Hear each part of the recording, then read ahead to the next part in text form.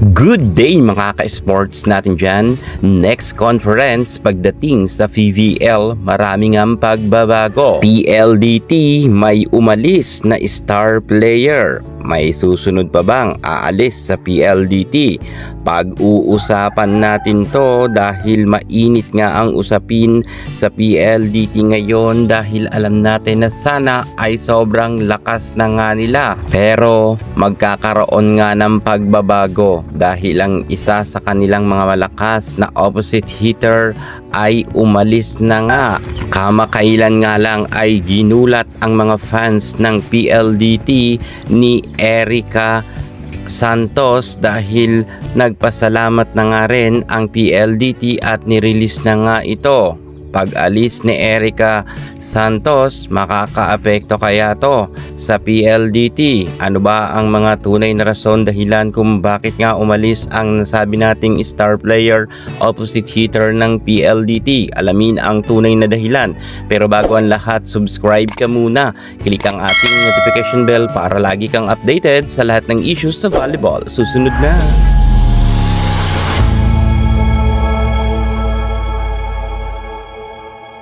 Erica Santos ipinanganak noong October 25, 1999.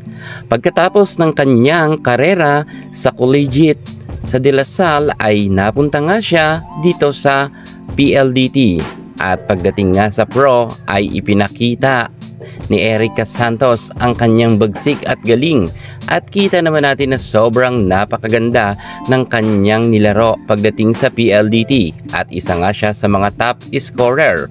Subalit sa kanyang pag-alis sa PLDT ay kinagulat talaga ito ng mga netizen kung bakit raw umalis itong si Erica Santos dahil noon pa man ay talagang pangarap niya na rin ang PLDT na makapasok pala ito at binigyan nga siya dito ng magandang career dahil nga sa PLDT ay first six siya. Subalit ang pagkakataon talaga minsan ay nagiging iba ang sitwasyon.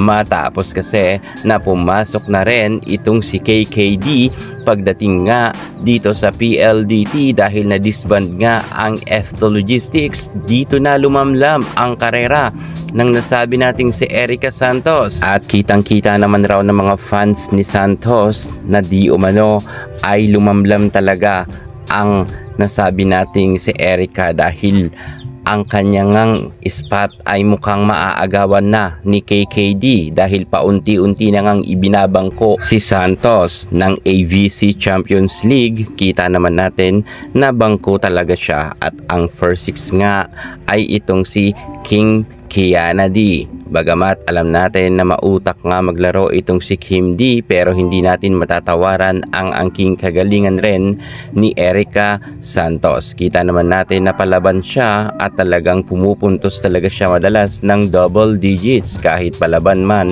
itong si KKD, hindi rin magpapahuli itong si Santos sa angking kagalingan.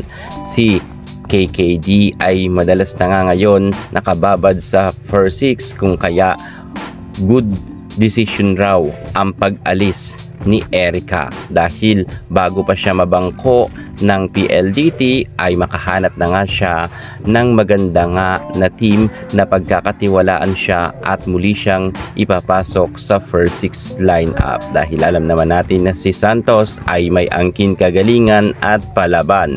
Bagamat alam nyo na binabas siya ng ibang netizen na sinasabi na mayroon daw attitude, sa totoo lang mabait itong si Erica Santos dahil marami na tayong mga nakalap at nakitang videos mga fans na umaabang sa kanya ay kahit itong si Santos nga ay mayroon niyang ginagawa at mayroong kausap ay pinagbibigyan niya ang kanyang mga tagahanga na makakuha sa kanya ng pictures na kasama siya.